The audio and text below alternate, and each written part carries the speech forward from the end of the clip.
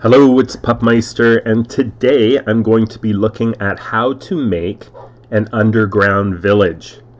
Now, there's a bit of a story on how I came about this, but basically, I was wandering away from my base, which I usually make in a village, and I was like over 1,000 blocks away and came across this igloo, which I decided to make a little bit of a farm here and stuff. And I usually don't like to because, well, the winter makes it tough. Like the water freezes in the middle there, unless you have like torches to keep everything from freezing over.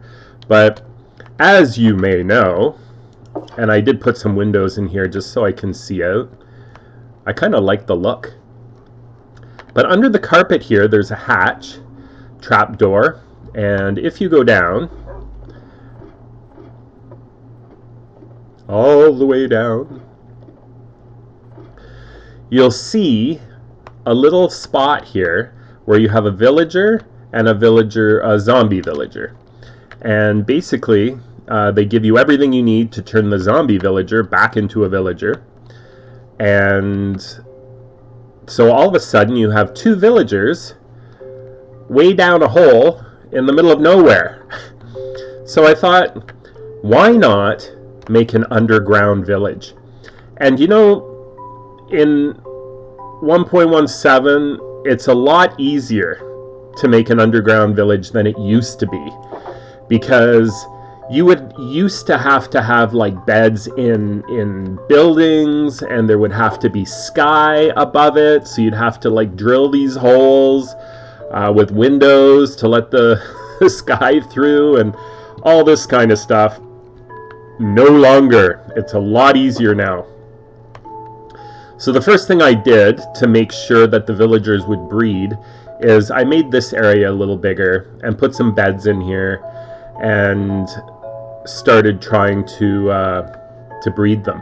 So the one thing you have to watch out for, even if you have enough beds, if the ceiling isn't high enough, they won't breed.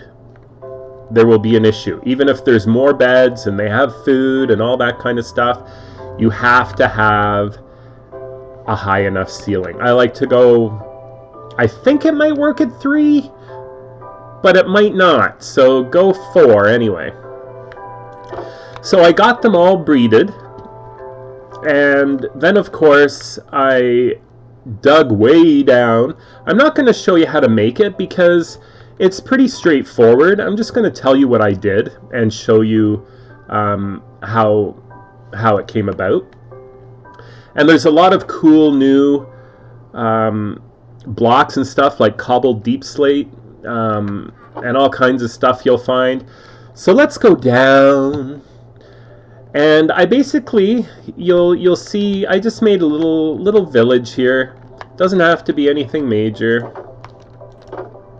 I used the cobbled deep slate for a path because I think it looks kind of cool actually. And I dug out a 20 by 25 block radius, and I believe it's about 8 blocks high. Yeah, it's about 8 blocks high. So I dug all that out, and I'm on level 7. So I thought, you know, if I'm going to dig out this huge area, why not make it at level 7 up to level 15 or whatever that turns out to be? Because maybe there might be diamonds here, right? So you might as well, if you're going to do something, you might as well do 2 things at once. And I just kind of lined up all the beds here. Oh, they've already been busy. This is good. Man, don't walk over people while they're trying to sleep. What are you trying to do, man? And so all the houses, I basically just made into workstations so that they can have different jobs and stuff, and I can trade with them and that kind of stuff. Put a little farm in so they can feed themselves. Decided to put I'm not as you can tell, I make it a little different, you know, each building, and try to give it a little bit of architecture, but I'm definitely not one of these people who can make, well, I don't know if I can't make it, but I just don't bother to make these extravagant houses with massive detail and everything. I more or less just like to get things done and have it look half decent. So as you can tell, the whole wall all the way around, I put the bricks so it looks half decent.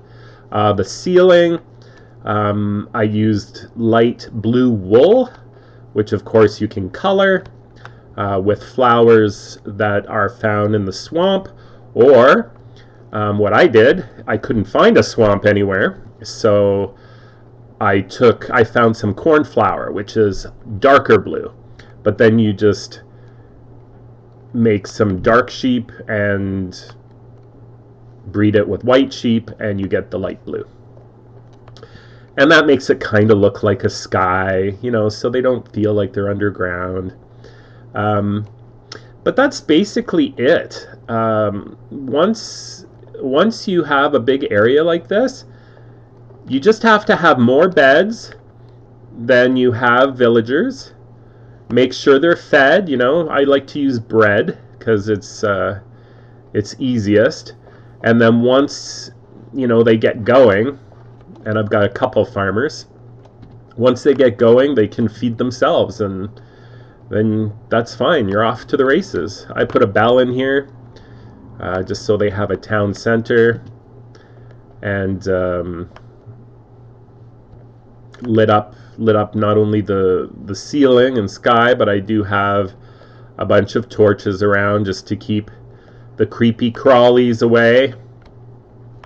As far as the grass is concerned, I was lucky enough to kill an Enderman who had a grass block, and I stuck that down in the dirt, and of course the grass grows.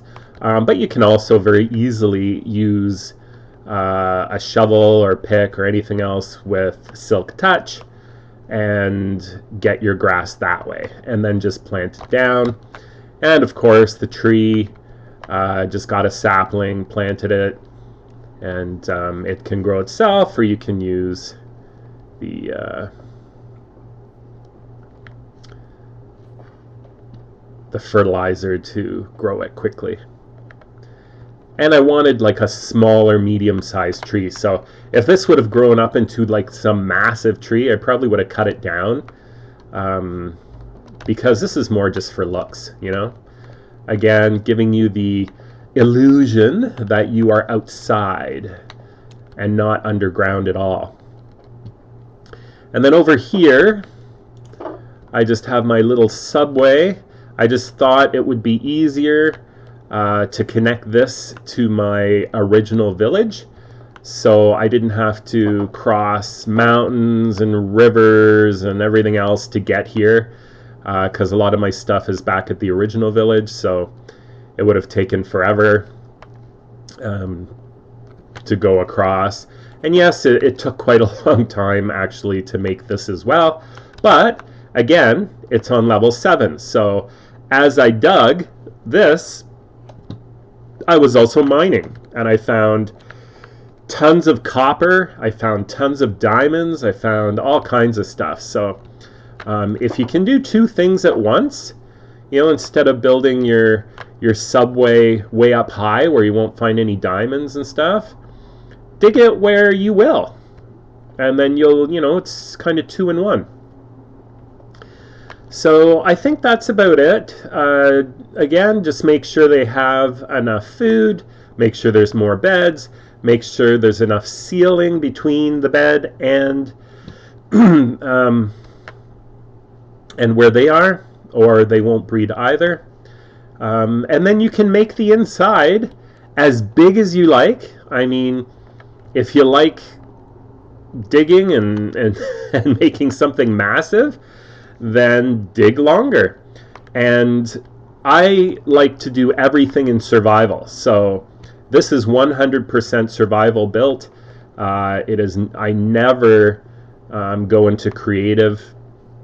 I just like to do things you know, the legit way. So when you're doing the ceiling, all you have to do is build up some blocks so you're standing up there, and then you can dig all that out and put in blue blocks and all that kind of stuff. So you don't need to be flying like in creative or whatever. It can all be done. And that's about it. So of course villagers can't open gates, which is a good thing. Oh, see, and there they go again. So everybody's happy down here, making families, getting bigger and bigger because there's still more beds to fill. And there you go. There's the new little tuck right in there. Where is he? There he is. And of course, as more and more villagers appear, you will get more iron golems protecting them. Although, you know, you don't really need them down here because it's fully lit and there will never be any mobs down here. So other than that, if you have any questions, just leave them under the video and I'll be happy to answer them for you. It was a little bit of a trick to get the villagers from all the way up here down there, because by the time I was done there was about 6 of them up here.